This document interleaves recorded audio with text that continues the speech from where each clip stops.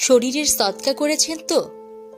রাসূলুল্লাহ সাল্লাল্লাহু আলাইহি ওয়াসাল্লাম বলেছেন, মানুষের শরীরের প্রতিটি অঙ্গ প্রত্যঙ্গের জন্য সদকা রয়েছে। এটি কেবল দান বা অর্থ সম্পর্কিত নয়, বরং বিভিন্ন সৎ কাজও সদকার অন্তর্ভুক্ত। নিচে শরীরের সদকার কিছু উদাহরণ তুলে ধরা হলো। 1. সালাম দেয়া। সালাম বিনিময় করা সদকার একটি রূপ। এটি সমাজে শান্তি ও ভ্রাতৃত্ব তৈরি করে। 2. সৎ কাজের আদেশ ও অসৎ কাজ থেকে বারণ করা। অন্যকে ভালো কাজে উৎসাহিত করা এবং মন্দ কাজ থেকে বিরত রাখতে সাহায্য করাও সদকা। 3. কোনো কষ্টদায়ক জিনিস পথ থেকে সরিয়ে ফেলা।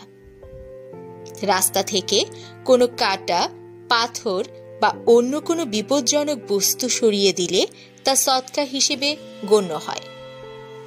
4. ভালো কথা বলা। মিষ্টি কথা বা কারো প্রতি সদয় হওয়া, ভালো পরামর্শ দেওয়া এবং কাউকে উৎসাহিত করা, এসব কাজও সদকা। 5. মুস্কান বা হাসি। রাসূলুল্লাহ সাল্লাল্লাহু আলাইহি ওয়াসাল্লাম বলেছেন, তোমার ভাইয়ের প্রতি হাসি হলো সদকা। 6. কাউকে পথ দেখানো। যদি কেউ পথ হারিয়ে ফেলে বা দিক নির্দেশনা চায়, তাকে পথ দেখানো সদকা।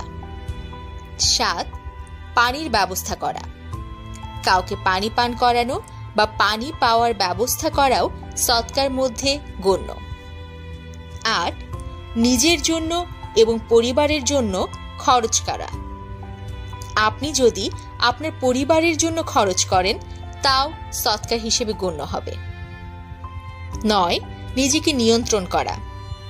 খারাপ অবস্থায় ধৈর্য ধারণ করা এবং নিজের আবেগ বা রাগ নিয়ন্ত্রণ করাও সদকা। এই কাজগুলো সহজে করা যায় এবং এগুলো প্রতিটি মানুষের দেহের সদকার অন্তর্ভুক্ত।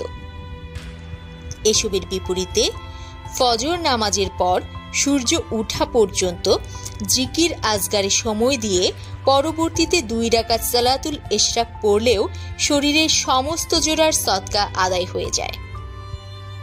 সুতরাং প্রিয় শ্রোতাবৃন্দ, আমরা আমাদের শরীরের সদকা আদায় করার চেষ্টা করব এই সহজ আমলগুলোর মাধ্যমে।